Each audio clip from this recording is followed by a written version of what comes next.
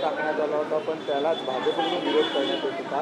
पण आता भाजपकडून ह्याच प्रस्तावा म्हणजे याच प्रकल्पाला जे आहे ती पुन्हा वाटचाल किंवा एक पुढे नेण्यासाठी जे आहे ती हालचाली सुरू झालेल्या आहेत. आणि जी 100 दिवसात 100 कामं असं भाजपचा संकल्प होता, त्या संकल्पात देखील हे कामाचा उल्लेख आहे. खरं तर जेव्हा भारतीय जनता पार्टीने 100 दिवसात 100 प्रकल्प असं म्हटलं, त्यावेळेला भारतीय जनता पार्टीच्या डोक्यामध्ये काहीतरी नवे 100 विचार असतील, 100 प्रकल्प असतील असं मला वाटलं होतं. मात्र विरोधी बाकावर असताना ज्यांनी आमच्या अनेक प्रकल्पांना विरोध केला, त्यापैकीच एक महत्त्वाचा प्रकल्प म्हणजे गारगाई नदीवरच्या धरणाचा आणि या एकूण मुंबईच्या पाणी टंचाईवरची जर काही तोडगा असेल तर तो गारगाई नदीवरचा प्रकल्प मार्गी लावला गेला पाहिजे. हा प्रस्ताव किंवा हा प्रकल्पच मुळात सन्माननीय पक्षप्रमुख उद्धव साहेबांनी तयार केलेला प्रकल्प होता, तो सगळा प्रस्ताव होता.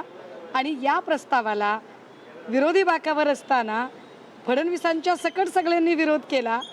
तीच मंडळी आत्ता तो प्रकल्प पुन्हा एकदा पूर्णत्वास नेण्यासाठी प्रयत्न करत आहेत.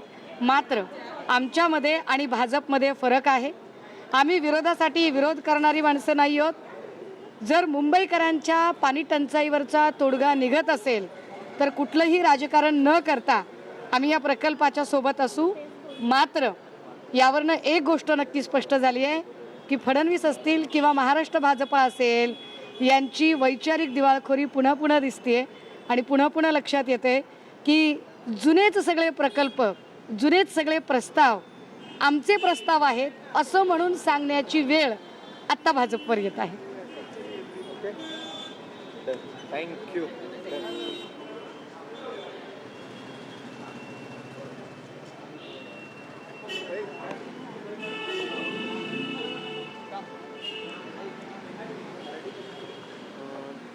खरं तर नरेश म्हस्केंना किती सिरियस घ्यायचं हा प्रश्नच आहे. पण नरेश म्हस्के असतील किंवा अजून कोणी माणसं असतील, या सगळ्यांची जी गेल्या 2-3 दिवसांपासून एक नौटंकी चालू आहे की याला फोन करा, त्याला फोन करा. मुळात एकनाथ शिंदेंनी नरेश म्हस्केंना लोकसभा द्यावी किंवा एकनाथ शिंदेंनी कुणालाही कुठलीही पदं द्यावी.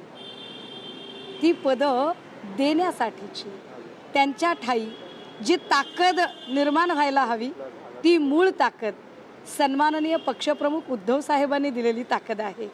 एकनाथ शिंदे यांचं नगरविकास मंत्रीपद हे उद्धव साहेबांनी दिलं, त्यांचं गटनेतेपद हे उद्धव साहेबांनी दिलं, अगदी त्यांच्या मुलाची पहिली उमेदवारी ती उद्धव साहेबांनी केली.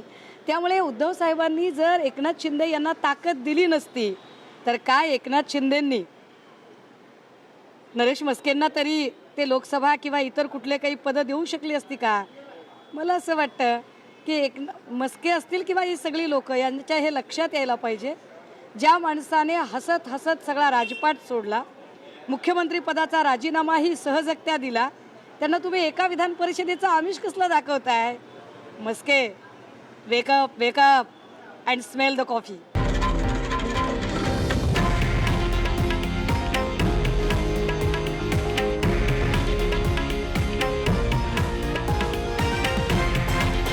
हे आहे देशातील नंबर 1 न्यूज नेटवर्क आणि आपण पाहत आहात TV9 मराठी, एकमेव.